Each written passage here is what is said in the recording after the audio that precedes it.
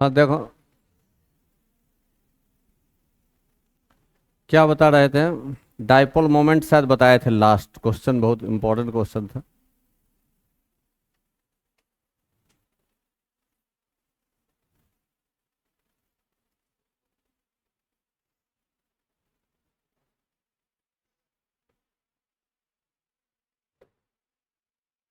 सब बात पता है हमको, सारा बात हम लोग पढ़ लिए हैं डाइपोल मोमेंट के बारे में। अब एक बात है कि एक छोटा सा न्यूमेरिकल इस पर बनता है यूज में, और सब यूज भी पढ़ लिए हैं। In determination of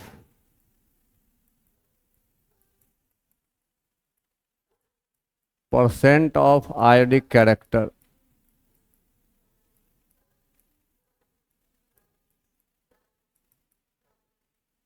percent of ionic character, ठीक है। किसी भी कोवेलेंट बॉन्ड में आयोनिक कैरेक्टर कितना है, किसी भी कोवेलेंट बॉन्ड में आयोनिक कैरेक्टर कितना है, ठीक है। किसी भी कोवेलेंट बॉन्ड में आयोनिक कैरेक्टर कितना है, परसेंट ऑफ आयोनिक कैरेक्टर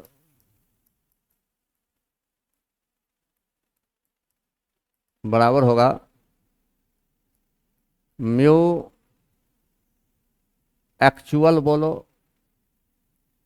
या बोलो म्यू एक्सपेरिमेंटली ऑब्जर्व्ड। उतना लिखने की जरूरत नहीं है, ईओ लिख देते हैं। ईओ एक्सपेरिमेंटली ऑब्जर्व्ड माने कि एक्चुअल डाइपोल मोमेंट, ठीक, बटा म्यू थ्योरेटिकली कैलकुलेटेड अगुना 100। यही है परसेंट ऑफ आयोनिक कैरेक्टर। माने कि किसी कोवेलेंट बॉन्ड में एक्चुअल डाइपोल मोमेंट कितना है, ये आपको दिया ही रहेगा। एक्सपेरिमेंटली ऑब्जर्व्ड वो दिया रहेगा। थ्योरेटिकली क्या होगा ये आपको निकालना पड़ेगा,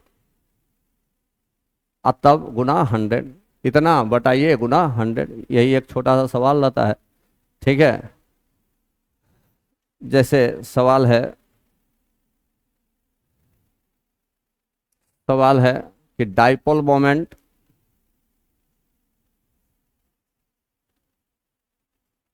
हाँ वो आसाम का बैच खुला हुआ है। नमन कुमार भी आज गायब है क्या? हाँ, देखो जैसे क्वेश्चन है dipole moment of H B R is 1.25 Debye unit, पूछा हुआ क्वेश्चन है।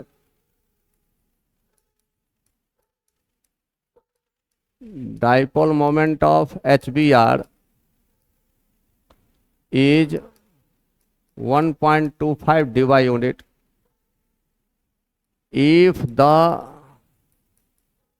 HBr bond length is 1.6 angstrom, then calculate percent of ionic character।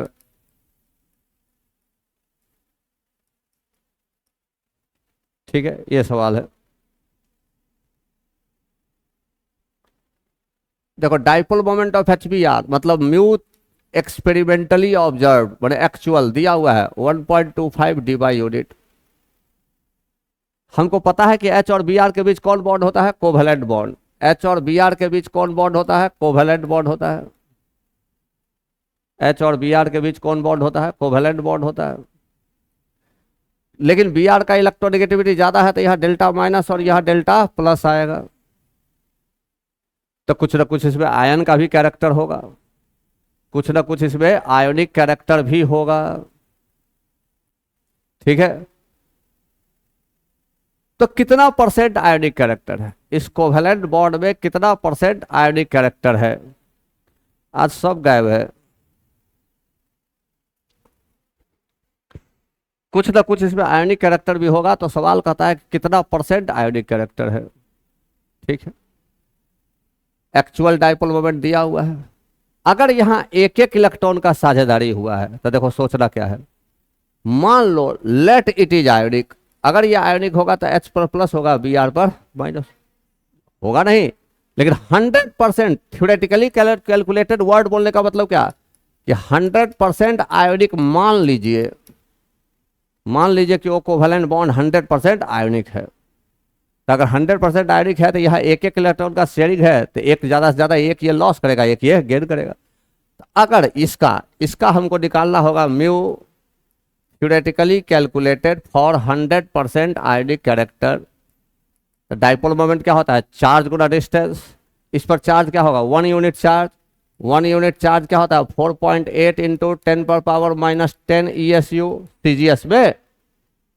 CGS में। अब बॉन्ड लेंथ क्या हो जाएगा हमारा, दिया हुआ है 1.6 एंगस्ट्रॉम, तो 1.6 एंगस्ट्रॉम तो 10⁻⁻8 सेंटीमीटर हो जाएगा। तो यह हमारा हो गया क्या, 4.8 गुना 1.6 into 10⁻⁻18 ESU into centimetre. ESU into centimetre को ही क्या कहते हैं, डिवाई। ESU इंटू सेंटीमीटर को ही क्या कहते हैं, डिवाई। तो ये हमारा क्या हो गया, 4.8 गुना 1.6 डिवाई यूनिट। ये हो गया हमारा। अगर ये 100% आयोनिक बॉन्ड होता तो क्या होता, तो ये होता, इतना डाइपोल मोमेंट होता। ठीक है, तो परसेंट ऑफ आयोनिक कैरेक्टर बराबर क्या हो जाएगा, परसेंट ऑफ आयोनिक कैरेक्टर बराबर क्या हो जाएगा, actual dipole moment 1.25, theoretical dipole moment 4.8 into 1.6 गुना क्या हो जाएगा 100। Answer percent of ionic character इतना होता। ठीक है, ये सवाल एक छोटा सा रहता है। मान लो जैसे एक सवाल ऐसा भी करो, एक सवाल और करो। मान लेते हैं जैसे हमारे पास है C डबल बॉन्ड O, यहाँ डेल्टा माइनस, यहाँ डेल्टा प्लस। एक्चुअली C और O के बीच कौन बॉन्ड है, डबल बॉन्ड है। एक्चुअली C और O के बीच कौन बॉन्ड है, डबल बॉन्ड है। ठीक है, अगर यहाँ डाइपोल मोमेंट एक्चुअल तुमको सवाल में दिया होता, मान लेते हैं जैसे दिया हुआ है 1.50 डिवाइड लेट, ये कोई एक्चुअल वैल्यू हम नहीं दे रहे, मान लेते हैं दिया हुआ है। और C और O के बीच का बॉन्ड लेंथ भी दिया हुआ है, मान लेते हैं तुमको दिया हुआ है 1.25 एंगस्ट्रॉम। सब कोई एक्चुअल वैल्यू नहीं है, हम एज्यूम कर लिए हैं कोई एक वैल्यू। सवाल कैसे सोचेंगे, तो हमारा एक के वो काम है निकालना क्या, डाइपोल मोमेंट थ्योरेटिकल कितना होगा। अगर इसी को हम 100% आयोनिक बॉन्ड मान लेंगे तब डाइपोल मोमेंट क्या होगा। तो यहाँ कितने इलेक्ट्रॉन का साझेदारी है, दो इलेक्ट्रॉन का। ज्यादा से ज्यादा इफ इट इज 100% आयोनिक तो क्या हो सकता है, C पर +2 चार्ज, O पर -2 चार्ज, ये तो होगा। अरे दो इलेक्ट्रॉन का साझेदारी है कि नहीं, ज्यादा इलेक्ट्रोनेगेटिव कौन है, O, तो O दोनों इलेक्ट्रॉन को ले लिया, तो O पर -2 चार्ज और C पर +2 चार्ज। ठीक है, तो dipole moment theoretically calculated for 100% ionic character क्या हो जाएगा, 2 यूनिट चार्ज है, 2 गुना 1.6 इंटू 10⁻⁻19 कूलम होता है, लेकिन CGS में क्या होगा 4.8 इंटू 10⁻⁻10 ESU गुना 1.25 इंटू 10⁻⁻8 सेंटीमीटर। ये हो जाएगा 2 गुना 4.8 into 1.25 into 10⁻⁻18 ESU into centimetre. इसको क्या कहते हैं, डिवाइड। तो 2 गुना 4.8 गुना 1.25 क्या हो जाएगा, डिवाइड है। तो डाइपोल मोमेंट हट गया, सब हटा दो सबको, ज्यादा माथा पच्ची हम नहीं करते हैं, समझ गया। पक यहां से जो छुटतो तब ज्ञान हो। तो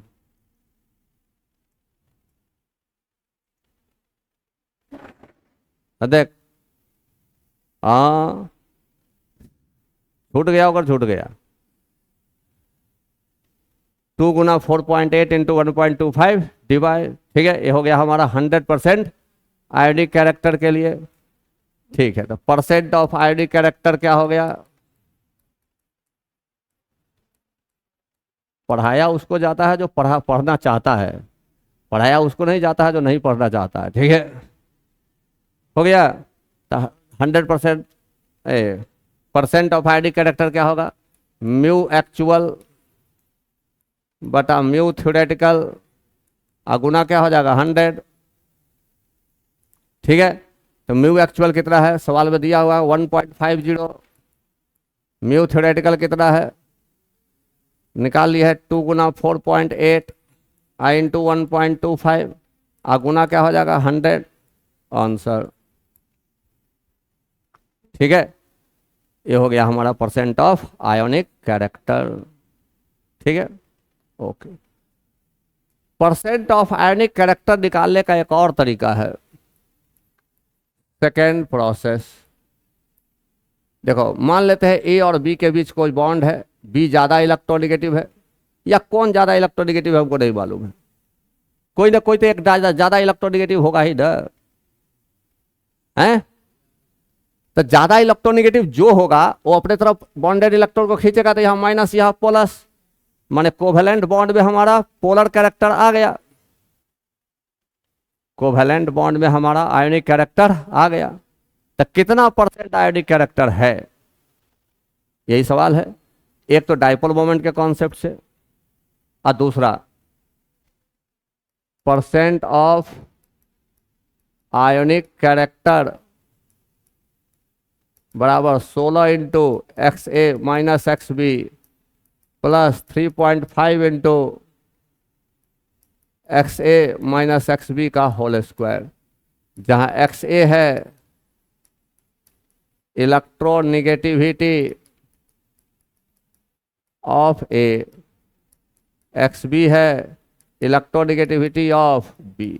ऐसा भी सवाल होगा। ठीक है, ऐसा भी सवाल होगा कि इलेक्ट्रोनेगेटिविटी का वैल्यू दे देगा दोनों का, और उसके बाद कहेगा कि आप परसेंट ऑफ आयोनिक कैरेक्टर निकालिए। ठीक है, अब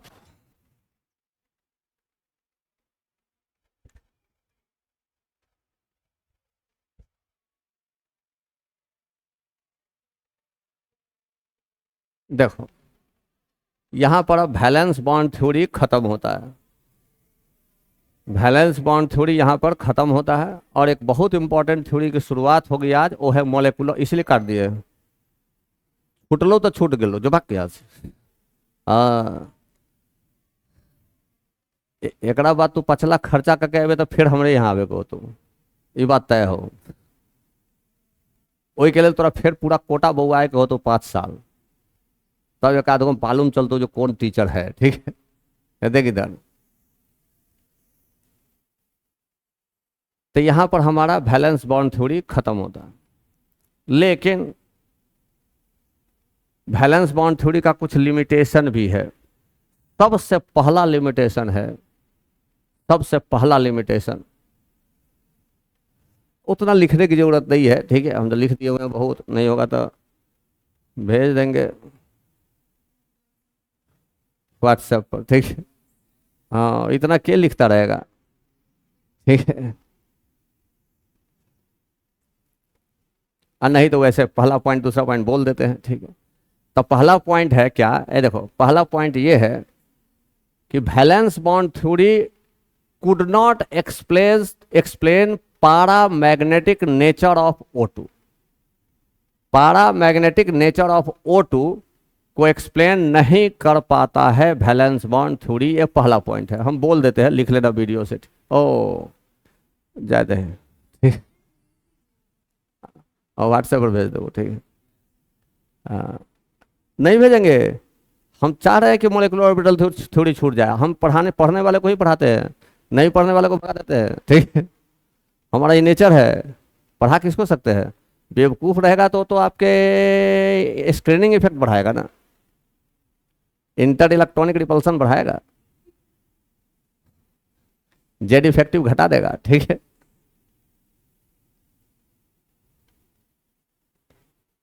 और राजू भाई दूगो है, ओकरा हम देख रहे हैं, एक दिन पटक के तता मारेंगे जो कि ओकरा बाद जैसे परमानेंटे एब्सेंट हो जाएगा।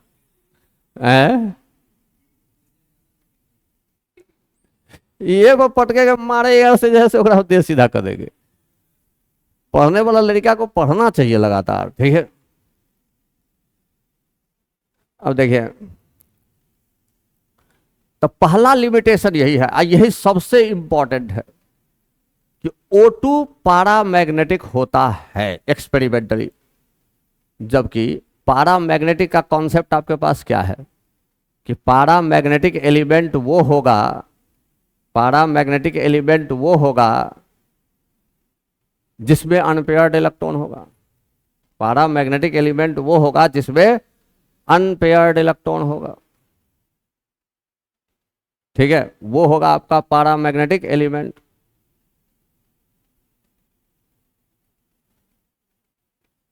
O2 में देखो तो, जो अभी तक तू वैलेंस बॉन्ड थ्योरी पढ़ा है उसके अनुसार तुम्हारा O2A है, यही ना है। अभी तक तू जो वैलेंस बॉन्ड थ्योरी पढ़ा है उसके अनुसार O2 तुम्हारा ये है। देखो तो इसमें एक भी अनपेयर्ड इलेक्ट्रॉन नजर आ रहा है? एक भी अनपेयर्ड इलेक्ट्रॉन नजर आ रहा है? नहीं नजर आ रहा है।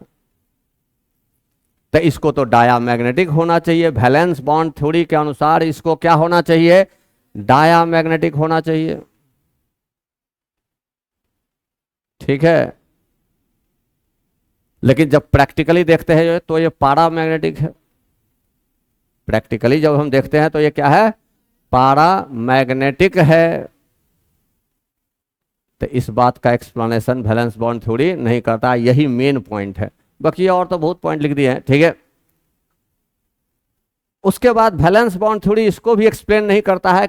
दूसरा पॉइंट ये है कि valence bond theory does not explain fractional bond order. Resonance जो शो करता है वहां बॉन्ड ऑर्डर क्या आता है? कहीं 1.3, कहीं 1.5। आप देखिएगा बहुत सारा मॉलिक्यूल ऐसा है जिसका बॉन्ड ऑर्डर 1.5, 1.3, 1.2 ऐसे करके आएगा। इसका एक्सप्लेनेशन वैलेंस बॉन्ड थ्योरी नहीं करता है। वैलेंस बॉन्ड थ्योरी कहता है एक बॉन्ड बढ़ेगा, 2 बॉन्ड बढ़ेगा, 3 बॉन्ड बढ़ेगा। 1.5 का एक्सप्लेनेशन कोई नहीं है। रेजोनेंस तो एक जबरदस्ती का कॉन्सेप्ट है, एक अलग कॉन्सेप्ट है, क्योंकि हमको actually resonance molecular orbital theory का कॉन्सेप्ट है, लेकिन हम लोग पहले पढ़ा लेते हैं, क्योंकि मॉलिक्यूलर ऑर्बिटल थ्योरी उतना गहराई में आपको नहीं पढ़ना है। आपको पढ़ना है जितना उतना ही हमको पढ़ाना है, ठीक है। तो इसलिए हम लोग वैलेंस बॉन्ड थ्योरी के आधार पर रेजोनेंस को एक्सप्लेन करते हैं, लेकिन एक्चुअल कॉन्सेप्ट वो MOT का है, ठीक है। खैर, वैलेंस बॉन्ड थ्योरी से आप मॉलिक्यूल के स्टेबिलिटी का बहुत हद तक पता नहीं कर सकते, नहीं कर सकते, ठीक है। वैलेंस बॉन्ड थ्योरी से मॉलिक्यूल के स्टेबिलिटी का बहुत हद तक पता नहीं कर सकते। तो वैलेंस बॉन्ड थ्योरी का लिमिटेशन है। उसके बाद valence bond theory electron deficient compound के फॉर्मेशन को एक्सप्लेन नहीं कर सकता है। जैसे BF3, एक बार बताओ, इलेक्ट्रॉन डेफिशिएंट कंपाउंड है, वहां ऑर्बिटल खाली है, क्या वो अनस्टेबल रहेगा? नहीं, वो और भी कुछ करेगा। तो इलेक्ट्रॉन डेफिशिएंट कंपाउंड का भी फॉर्मेशन को नहीं सुनेगा तो सुन जाएगा, एक्सप्लेन नहीं कर पाता है। एक बहुत इंपॉर्टेंट पॉइंट, अगला पॉइंट, 5वां पॉइंट देखो। 5वां पॉइंट है आयोनाइजेशन एनर्जी। देखो, एटम का आयोनाइजेशन एनर्जी तो तू पीरियोडिक टेबल का कॉन्सेप्ट बताया बता देगा। पीरियड में लेफ्ट टू राइट जाने से बढ़ता है, ग्रुप में ऊपर से नीचे आने पर घटता है, सबको मालूम है, ठीक है। लेकिन तुमको जब मॉलिक्यूल और एटम में कंपेयर करने के लिए पूछ देगा, मॉलिक्यूल में और एटम में, उसका एक्सप्लेनेशन तुम वैलेंस बॉन्ड थ्योरी से नहीं कर सकता है। जैसे मान लेते तुमको N2 का पूछा और N का पूछा, तो दिमाग में बात आएगा कि दूर N तो एटम है, एटम तो अनस्टेबल होता ही है, बॉन्ड वॉन्ड बनाना ही चाहेगा, तो उसमें से इलेक्ट्रॉन निकालना थोड़ा आसान है। N2 तो ऑलरेडी मॉलिक्यूल है, ऑलरेडी स्टेबल है, तो फिर उसमें से इलेक्ट्रॉन निकालना कठिन है। तो इसलिए कह देते हैं इसका ज़्यादा, इसका कम, नंबर मिल गया, नंबर कोई गलत नहीं, मिल जाए। लेकिन जैसे ही सवाल तुमको पूछ देगा कि आयोनाइजेशन एनर्जी तुम O2 और O का कहो, तो तू फिर वही फंडा लगाएगा, तुम्हारा गलती हो जाएगा। यहाँ इसी का कम होगा, इसी का ज़्यादा हो जाएगा। तो इसलिए ionisation, comparison of ionisation energy between molecule and atom का एक्सप्लेनेशन वैलेंस बॉन्ड थ्योरी नहीं कर पाता है, नहीं कर पाता है। तो ये था 5वां पॉइंट। अब देखिए बहुत इंपॉर्टेंट 6ठा पॉइंट है, C2। C2 बनता हुआ अभी तक तो पाया नहीं है, हम नहीं बताए हैं, अन्ना अभी तक किताब में भी देखा होगा कि C2 ग्रेविटी के अंदर में, जबकि C2 बनता है, C2 एग्जिस्ट करता है, ठीक है, गैसियस फॉर्म में C2 एग्जिस्ट करता है।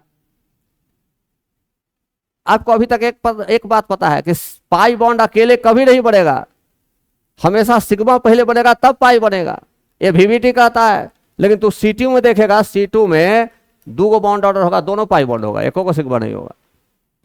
इसीलिए हम कहे थे उस समय में जब डिफरेंस बिटवीन सिग्मा और पाई बॉन्ड बताए थे, तो हम कहे थे कि अभी के लिए जान जाइए कि पाई बॉन्ड सिग्मा के साथ ही बढ़ेगा। अब बिहार बोर्ड 2018 में C2 पूछ दिया था। बिहार बोर्ड जब सनकता है तो बहुत सनकता है, बिहार बोर्ड जब सनकता है तो बहुत सनकता है, वो ऐसा सनकता है जो सबके फेल करा देता है। पहले तो बिहार बोर्ड का क्वेश्चन रहता ही था, वो JEE मेंस लेवल का क्वेश्चन रहता था पहले, ये तो इधर 10 बरस से गड़बड़ कर दिया है, बीच में एक बार ठीक किया था, ये 10-12 बरस से गड़बड़ कर देते। तो पहले JEE मेंस लेवल का क्वेश्चन बिहार बोर्ड का ऑब्जेक्टिव रहता था। बिहार बोर्ड के ऑब्जेक्टिव और JEE मेंस में मामूली का अंतर बस, वो भी कुछ क्वेश्चन में, नहीं तो मैक्सिमम क्वेश्चन लेवल का रहता था। इसलिए बिहार बोर्ड बहुत तगड़ा बोर्ड था पहले, बहुत तगड़ा बोर्ड, देश में सबसे अच्छा बोर्ड था, ठीक है। एक स्थिति अब क्या हो गया से तो जानिए रहा है, हाँ मोछ ले ले है, अच्छा है न हो वो बढ़िया हो।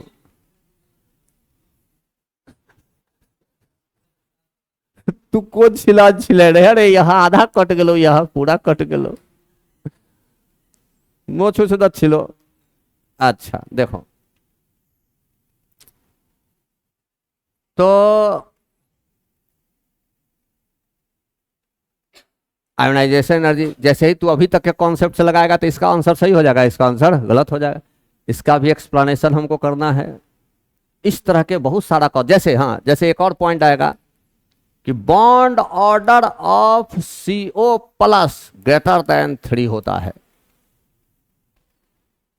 तुम अगर CO का बात करो तो C और O के बीच अभी तक तू जो पढ़ा है उसमें क्या पढ़ा है, ये कोऑर्डिनेट बॉन्ड बनाएगा तो इसका बॉन्ड का कैरेक्टर तुम्हारे पास क्या होगा, यहां प्लस और यहां बॉन्ड ऑर्डर 3 दिख रहा है, बॉन्ड ऑर्डर 3 दिख रहा है। CO प्लस का बॉन्ड ऑर्डर 3 से ज्यादा मिलता है, जो इसके अनुसार हमको नहीं दिखेगा। अरे समझ में आ रहा है बात? ऐसा, हाँ अगला पॉइंट, हेलोजन का कलर, कलर बड़ा इंपॉर्टेंट रोल करता है इनऑर्गेनिक में। कलरेशन, कोई सब्सटेंस क्यों लाल दिखता है, कोई सब्सटेंस क्यों पीला दिखता है, तो तू सब समझता होगा क्या, सब कलर को एब्जॉर्ब कर लेता है, लाल को रिफ्लेक्ट कर देता है इसलिए दिखता है, यही ना समझता होगा। गलत कॉन्सेप्ट। कलरेशन का कॉन्सेप्ट बहुत परफेक्ट है, बहुत गहराई का चीज है, ठीक है, यही ना समझता है कि कोई लाल इसलिए देखता है कि सनलाइट जब उस पर पड़ता है तो सब कलर एब्जॉर्ब हो जाता है, लाल रिफ्लेक्ट हो जाता है, इसलिए लाल दिखता है, ऐसा लोग सुनता है, ऐसा लोग पढ़ता है 10वां तक में, ठीक है। लेकिन यहां तो क्वेश्चन जब JEE और नीट में पूछता है तो वो 100% कुरेद को पूछता है, बहुत गहराई है इसके पीछे। वो 10वां वाली बात जो है वो सब भूल जाइए। कलर ऑफ हेलोजन क्या क्या होगा, क्यों होगा, इसके बारे में समझना। कॉम्प्लीमेंट्री कलर क्या है, ठीक है, कॉम्प्लीमेंट्री कलर तो कुछ याद होगा, लेकिन हमको जैसा लगता है वो भी गलती है, याद होगा, ठीक है, क्योंकि हम मास्टर कौन कौन है से मालूम है, ठीक, हाँ ठीक है। तो ये सब लिमिटेशन था किसका, वैलेंस बॉन्ड थ्योरी का।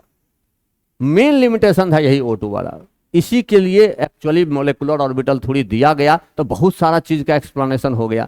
तो वो सब आ गया कि ओ ये भी नहीं वैलेंस बॉन्ड थ्योरी एक्सप्लेन करता था, ये भी नहीं करता था, ये भी नहीं करता था, ठीक है। तो इसलिए हम 6-7 पॉइंट बोल दिए, ठीक है। अब आता है एक बहुत इंपॉर्टेंट थ्योरी, और वो है हमारा मोलिकुलर ऑर्बिटल थ्योरी। और एक क्वेश्चन इससे आएगा ही, चाहे बोर्ड हो चाहे कॉम्पिटिटिव एग्जाम हो, चाहे बोर्ड हो चाहे कॉम्पिटिटिव एग्जाम हो। ठीक है, एक क्वेश्चन आएगा ही, ठीक है, मिनिमम। नीट में तो आजकल दो पूछ रहा है लगभग बॉन्डिंग से, ठीक है, बॉन्डिंग से तो ज़्यादा पूछ रहा है, लेकिन एमओटी से 2 पूछ रहा है, 2-3, ठीक है। तो मोलेकुलर ऑर्बिटल थ्योरी क्या है? अभी तक हम वैलेंस बॉन्ड थ्योरी में पढ़े हैं, ये वैलेंस बॉन्ड थ्योरी में हम लोग अभी तक ये पढ़े हैं कि जिस 2 एटम के बीच बॉन्ड बनता है उस दोनों एटम का अंतिम ऑर्बिट का ऑर्बिटल ही, जिस 2 एटम के बीच बॉन्ड बनता है उस दोनों एटम के अंतिम ऑर्बिट का ऑर्बिटल ही आपस में इंटरमिक्स होकर हाइब्रिड ऑर्बिटल बनाता है और वो बॉन्ड बनाने में भाग लेता है। वैलेंस बॉन्ड थ्योरी यही ना है, अंतिम ऑर्बिट का ऑर्बिटल ही बॉन्ड बनाने में भाग लेता है, ठीक है। मोलेकुलर ऑर्बिटल थ्योरी कहता है नहीं, ये कहता है कि नहीं, ये 2 एटम का टोटल एटॉमिक ऑर्बिटल 1s2s2p जो है, इसका 1s2s2p जो है सारा अपना पहचान समाप्त कर लेगा। अब वो 1s नहीं रहेगा, जब बॉन्ड बनेगा तो न 2s रहेगा, न 3s रहेगा, न 2p रहेगा, अब बिल्कुल नया ऑर्बिटल बनाएगा। और उस नया ऑर्बिटल को कहते हैं मॉलिक्यूलर ऑर्बिटल। क्या कहते हैं? Molecular orbital. अब पूरे मॉलिक्यूल का इलेक्ट्रॉन इस नया मॉलिक्यूलर ऑर्बिटल में मौजूद रहता है, पूरे मॉलिक्यूल का इलेक्ट्रॉन इस नया मॉलिक्यूलर ऑर्बिटल में मौजूद रहता है, ठीक है, पूरे मॉलिक्यूल का इलेक्ट्रॉन। यही है मॉलिक्यूलर ऑर्बिटल थ्योरी का बेसिक आइडिया। हम पॉइंट तो कई लिख देंगे, ठीक है, लेकिन बेसिक बात यही है। और वो नया मॉलिक्यूलर ऑर्बिटल कौन तरीका से बनता है ये बात समझना, ठीक है। तो पहला पॉइंट, ठीक है, पहला पॉइंट है कि electrons are present in atomic orbital in atom but it is present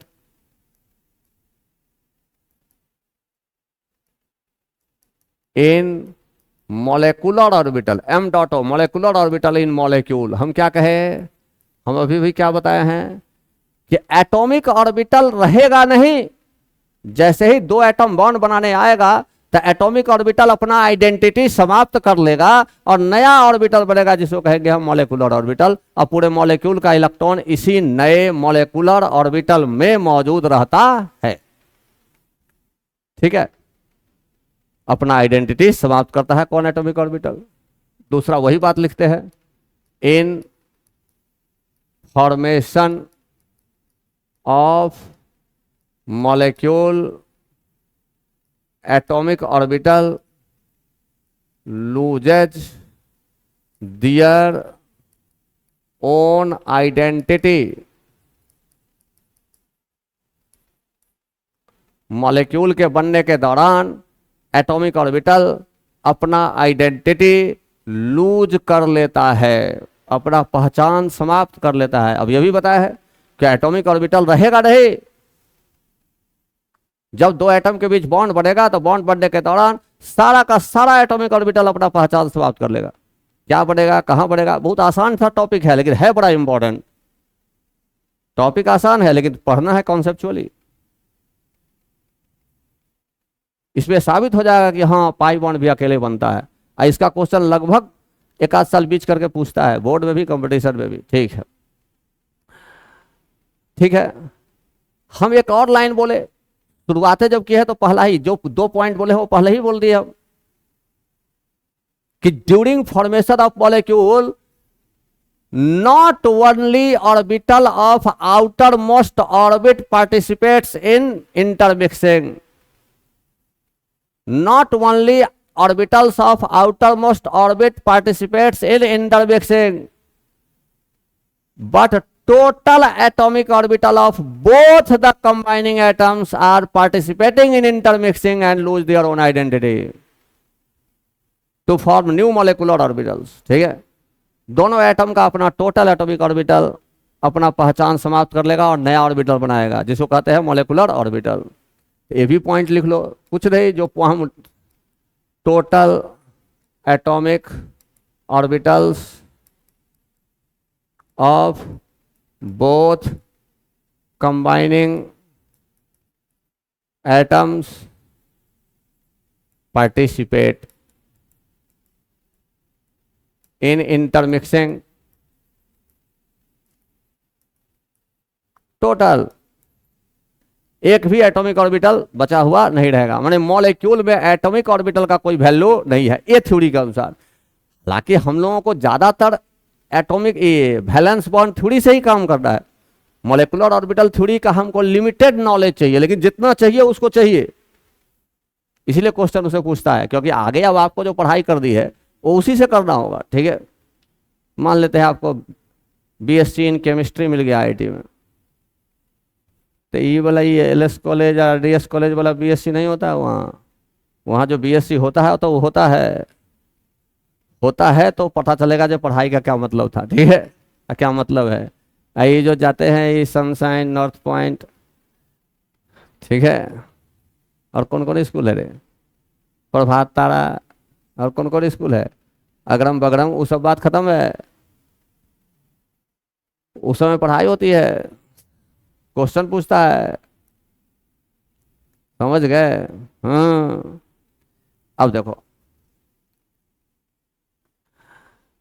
तो मॉलिक्यूलर ऑर्बिटल्स जो बनेगा उसका साइज और शेप डिफरेंट होता है, जो मॉलिक्यूलर ऑर्बिटल बनेगा उसका साइज और शेप डिफरेंट होगा। Molecular orbital so formed differ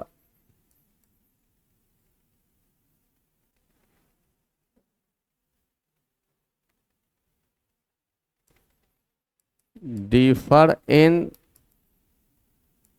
size, shape and orientation। जो मॉलिक्यूलर ऑर्बिटल बनेगा वो साइज, शेप और ओरिएंटेशन में डिफर होगा। ठीक है, बात समझ में आया। शेप जैसे टूपी से ही करेगा तो इसका ओरिएंटेशन अलग, और 2s से करेगा तो इसका ओरिएंटेशन अलग। अरे गोला गोला नहीं मिल रहा है और डम्बल मिल रहा है, तो मॉलिक्यूलर ऑर्बिटल 2s मिलके भी बनाएगा और 2p मिलके भी बनाएगा और 1s मिलके भी बनाएगा। तो 1s थोड़ा छोटा साइज का होगा, 2s थोड़ा बड़ा साइज का होगा, तो साइज चेंज हो जाएगा। s तो दोनों स्फेरिकल ही है, 2p का ओरिएंटेशन बदल जाएगा। ठीक है, फिर 2p या 3p में अलग अलग चेंज आ जाएगा। खैर, मॉलिक्यूलर ऑर्बिटल्स वो हम जैसे बनाएंगे तो उसके बाद सीख लेंगे। Molecular orbitals differ in size, shape and orientation. उसके बाद 5वां point, number of molecular orbitals so formed बराबर number of atomic orbitals participating. कहने का मतलब, अगर इस एटम का एक ऑर्बिटल, इस एटम का एक ऑर्बिटल मिल रहा है तो कुल क्या गो एटॉमिक ऑर्बिटल मिला है? 2 गो, 2 ही नया ऑर्बिटल बनेगा। अगर इस एटम का 3 एटॉमिक ऑर्बिटल, इस एटम का 3 एटॉमिक ऑर्बिटल आपस में इंटरमिक्स किया है तो कुल कितना इंटरमिक्स किया? 6, तो नया 6 ही बनेगा। ठीक है, अरे समझ में आ रहा बात? ठीक है, 6ठा पॉइंट,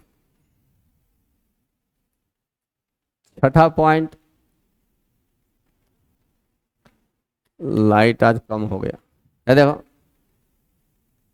6ठा पॉइंट शुरू से भरवा लागल था, इसीलिए कट कर दिए। ये देखिए, हम भूल गए लाइट जलाना। अब देखिए, एटॉमिक ऑर्बिटल का नाम क्या लिखते हैं? s, p, d, f, g, h, i। Molecular orbital का यह नाम नहीं होगा। Atomic orbitals are named as sp, P D F etcetera, लेकिन molecular orbitals are named as sigma, pi, delta. Delta का आपको काम नहीं है, हम लोग देख भी लिए हैं कि कोवेलेंट बॉन्ड 3 तरह का होता है, सिग्मा, पाई, डेल्टा। डेल्टा हमको वैलेंस बॉन्ड थोड़ी तक ही देखना है, एमओटी में केवल सिग्मा और पाई पर ही हमको फोकस करना है, ठीक है। लेकिन हाँ लिख दिए कि 3 तरीका से नेमिंग करते हैं, किसका, मॉलिक्यूलर ऑर्बिटल का, ठीक है। अब देख, जब 2 एटॉमिक ऑर्बिटल इंटरमिक्स होता है तो 2 ही नया मॉलिक्यूलर ऑर्बिटल बनेगा, जिसमें से एक बहुत ज्यादा स्टेबल होगा और दूसरा बहुत ज्यादा अनस्टेबल होगा, ठीक है। जब 2 एटॉमिक ऑर्बिटल इंटरमिक्स होता है, किस प्रिंसिपल से होगा, LCAO principle, linear combination of atomic orbital principle के द्वारा। अब ये क्या है ये हम लोग करेंगे पॉइंट लिखने के बाद, ठीक है। तो 2 ही नया ऑर्बिटल बनेगा, ठीक है, एक कहलाएगा, 2 ही नया मॉलिक्यूलर ऑर्बिटल बनेगा, एक बहुत ज्यादा स्टेबल होगा, उसको कहेंगे हम बॉन्डिंग मॉलिक्यूलर ऑर्बिटल, और दूसरा अनस्टेबल होगा, उसको कहेंगे एंटी बॉन्डिंग मॉलिक्यूलर ऑर्बिटल, ठीक है। यही सबसे इंपॉर्टेंट बात है, इस पर हम अभी बहुत बात बताएंगे, अभी नहीं। When 2 atomic orbitals combine by LCAO principle, इसका पूरा नाम है linear combination of atomic orbital principle, then 2 new molecular orbitals are formed, one of which is called bonding molecular, पूरा लिख देते हैं, orbital, bonding molecular orbital BMO, अब अभी के बाद शॉर्टकट लिखेंगे, and the other is called anti bonding molecular orbital, इसको लिखते हैं ABMO। नाम से ही स्पष्ट है, एक है बॉन्डिंग, बॉन्ड बनाने वाला, और दूसरा है एंटी बॉन्डिंग, बॉन्ड को कमजोर करने वाला। होम्योपैथ का दवाई है, सुबह खाओ तो बीमारी बढ़ेगा, शाम खाओ तो बीमारी घटेगा। होम्योपैथ के दवाई में ये ना होता है, एगो दवाई बढ़ाने वाला दिया जाता है, एगो दवाई घटाने वाला दिया जाता है, बढ़ते घटते बढ़ते घटते बीमारी खत्म हो जाता है। घाव हो जाएगा, होम्योपैथ का दवाई खाएगा तो घाव और बढ़ने लगेगा, पहले वो फूलेगा उलेगा, फूटेगा, उसमें से पस उस बाहर निकलेगा, ठीक है, तब वो घटेगा। तो एगो दवाई होता है उसका बढ़ाने वाला। तो मॉलिक्यूलर ऑर्बिटल थ्योरी में भी 2 ठे मॉलिक्यूलर ऑर्बिटल बनता है, एक BMO जो मॉलिक्यूल बनाने में मदद करता है, और एक ABMO जो मॉलिक्यूल को तोड़ने में मदद करता है, ठीक है, वो अनस्टेबल बनाता है। इसका मतलब हमारे पास हो गया क्या कि BMO more stable, BMO has less energy, therefore it is more stable. कैसे बनता है वही बताएंगे, it is more stable, therefore electrons present in BMO increases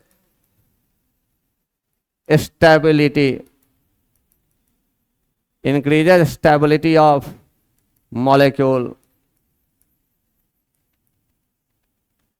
and ABMO माने anti bonding molecular orbital has high energy,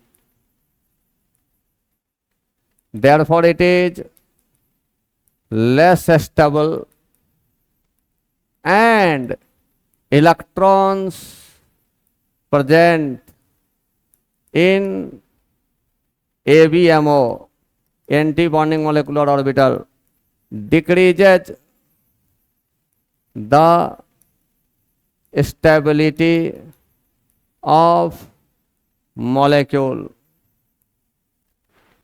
ऐसा नहीं है कि बीएमओ में इलेक्ट्रॉन जाएगा और एबीएमओ में नहीं जाएगा, एबीएमओ भी जाएगा। होम्योपैथ का दवाई सुबह में खाने के लिए कहता है तो शाम में भी खाने के लिए कहता है, ऐसा नहीं कहता है कि बढ़ाने वाला है नहीं खाना, ठीक है। ये करते करते तब मॉलिक्यूल के स्टेबिलिटी के बारे में हम लोग समझेंगे, अभी तो हम पॉइंट लिख रहे हैं, ठीक।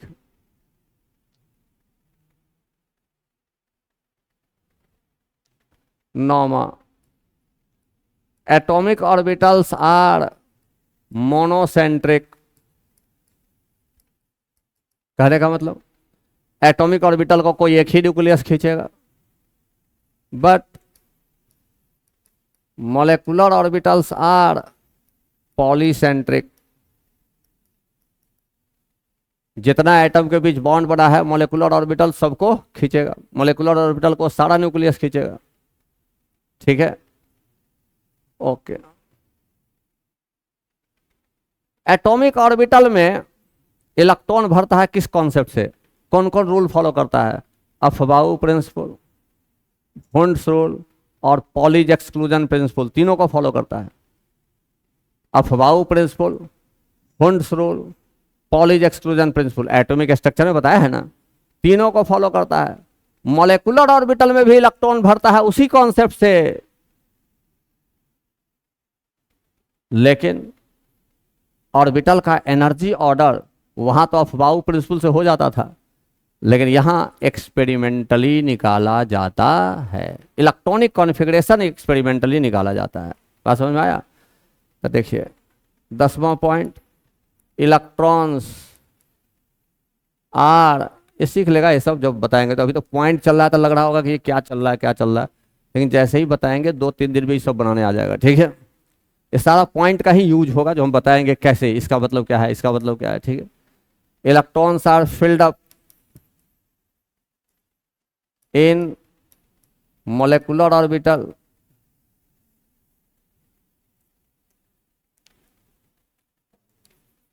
atomic orbital by Aufbau principle, Hund's rule and Pauli's rule. कहाँ उतना पॉलीज एक्सक्लूजन प्रिंसिपल क्या लिखते रहे, ठीक है। Pauli's rule in the same way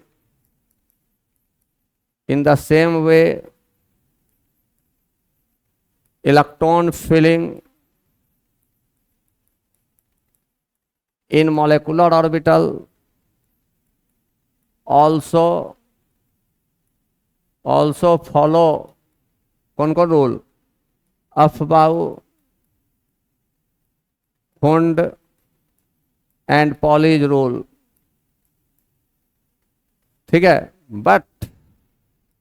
but their electronic configuration is determined experimentally।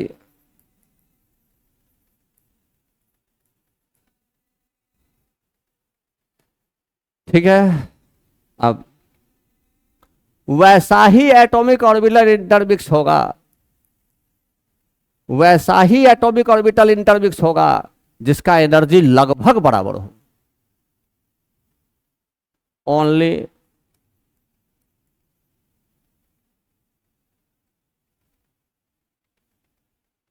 only those atomic orbitals undergo intermixing which have almost same energy। Almost बोल रहे हैं, देखो जैसे ये ऑक्सीजन है, इसका वननेस इसके वननेस से ही इंटरमिक्स होगा। 2s से नहीं, इसका 2s इसके 2s से, इसका 2p इसके 2p से। अगर मान लेते हैं कार्बन है ऑक्सीजन है, वहां थोड़ा चक्कर है, इसका 1s इसके 1s से होगा, तब मैंने इसका 1s और इसका 1s का एनर्जी एग्जैक्ट बराबर तो नहीं होगा, ऑलमोस्ट सेम होगा। इसीलिए हम ऑलमोस्ट वर्ड का यूज किया है। जब दोनों ओ ओ है, दोनों एन एन है, तब तो एक्यूरेट सेम होगा। लेकिन जब हेट्रो एटॉमिक सिस्टम है, मतलब एक एटम कार्बन तो दूसरा ऑक्सीजन, एक कार्बन तो दूसरा नाइट्रोजन, एक ऑक्सीजन तो दूसरा नाइट्रोजन, तो इसका 1s और इसके 1s का एनर्जी एक्यूरेट बराबर ऑलमोस्ट सेम होगा। ठीक है। और उस समय हमको सीओ, सीओ सबसे इंपॉर्टेंट हमारे लिए सीओ है, कार्बन मोनोऑक्साइड। एक क्वेश्चन तो इससे बॉन्डिंग में भी आता है और एक क्वेश्चन इससे कोऑर्डिनेशन में भी आता है, जो हम 12th में पढ़ेंगे। सबसे इंपॉर्टेंट सीओ है, और सीओ का एमओटी थोड़ा अलग होता है। ठीक है, वहां देखिएगा एक 2s और 2p का लगभग बराबर आ जाएगा। ठीक है, या कुछ डिफरेंस आएगा, कहां कहां क्या आएगा वो हम देखेंगे। ये था हमारा पॉइंट्स एमओटी का, कि इतना पॉइंट्स पर हमको एनालिसिस करना है। अब हम सीखेंगे कि कैसे मॉलिक्यूलर ऑर्बिटल बनाएंगे। और कल, ओ नहीं, कल बंद रहेगा, कल हम नहीं रहेंगे, परसों बताएंगे। ठीक है, परसों अब इसका जो होगा वो शुरू होगा कहानी। परसों आपको समझ में आ जाएगा कैसे कैसे कॉम्बिनेशन होगा। वीवीटी में थोड़ा पढ़े हैं इसलिए हम लोग जल्दी समझ जाएंगे। और उसका मेन है इसका इलेक्ट्रॉनिक कॉन्फ़िगरेशन लिखना, बॉन्ड ऑर्डर निकालना, और उसके आधार पर क्वेश्चन को सॉल्व करना। ठीक है,